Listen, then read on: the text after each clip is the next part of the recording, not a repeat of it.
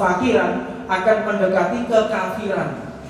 Fakir, orang yang fakir ini akan mendekati dengan kafir.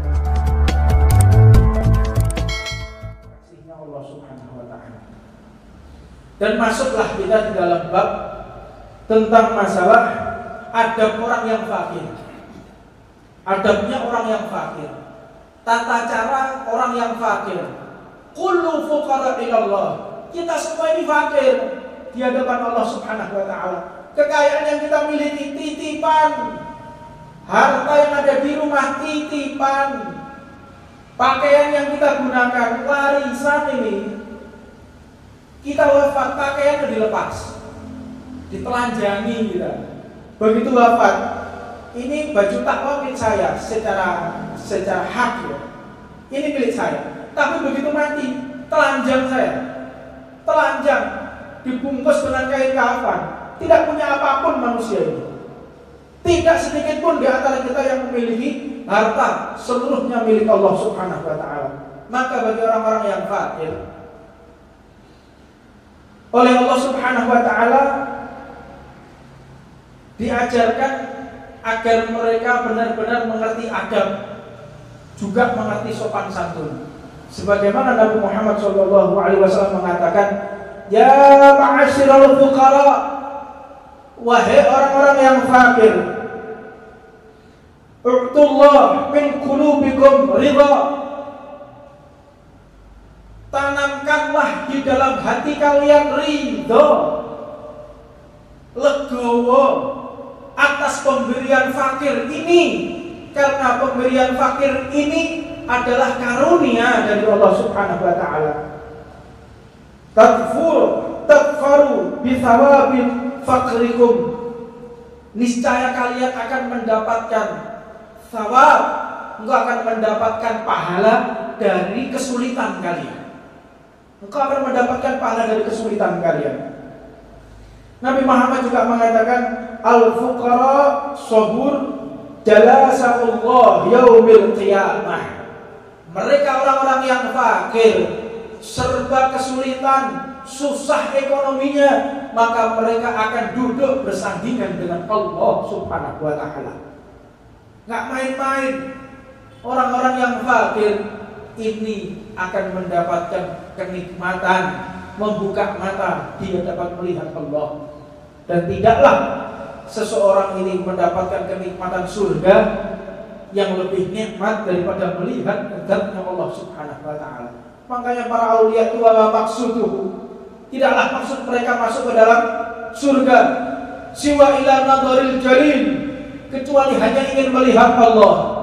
Kenikmatan yang hakiki, segala kenikmatan tatkala kita bisa melihat Allah Subhanahu wa taala, itu adalah hakikat daripada kenikmatan surganya Allah. Maka Nabi Muhammad pun mengatakan, kadal faqru an yakuna kufra. Hampir saja kefakiran ini mendekati kefakiran akan mendekati kekafiran. Fakir, orang yang fakir ini akan mendekati dengan kafir. Apa sebab?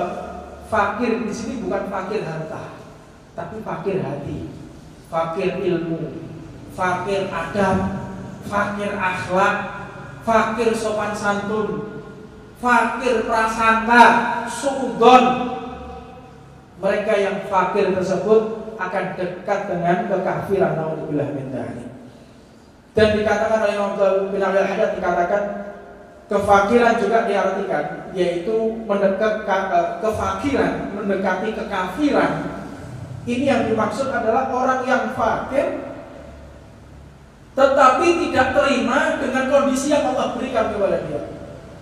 Dia nggak terima. Awak itu dikei melarat, protes kepada Allah, kadang-kadang memaki kondisinya, cari rezeki sulit, ngomong elek, ngomong kotor. Dengan rezeki yang Allah berikan kepada dia, ini akan mendekatkan dia kepada kekafiran. Naudzubillah min dzalik.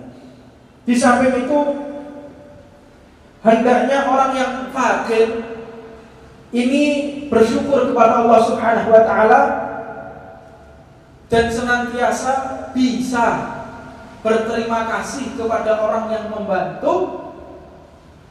Yang membantu paling besar adalah Allah Subhanahu wa taala. Tetapi bantuan di sini yang dimaksud adalah bantuan dari saudaranya yang lain. Allah Subhanahu wa taala mengatakan, la yashkurullah man la yashkurun nas. Tidaklah bersyukur kepada Allah orang yang tidak berterima kasih kepada orang lain. Maknanya ini adalah orang yang selalu menghilangkan jasa seseorang. Gak ngetokno api ane wong. Ini yang dimaksud. Jadi sudah diberikan fasilitas, diberikan pekerjaan, ini dia berkhianat. Ini orang yang tidak bersyukur yang seperti itu. Atau orang yang meniadakan jasa seseorang, ditiadakan jasanya. Sudah disekolahkan, sudah dinaungi, gak ngetokno.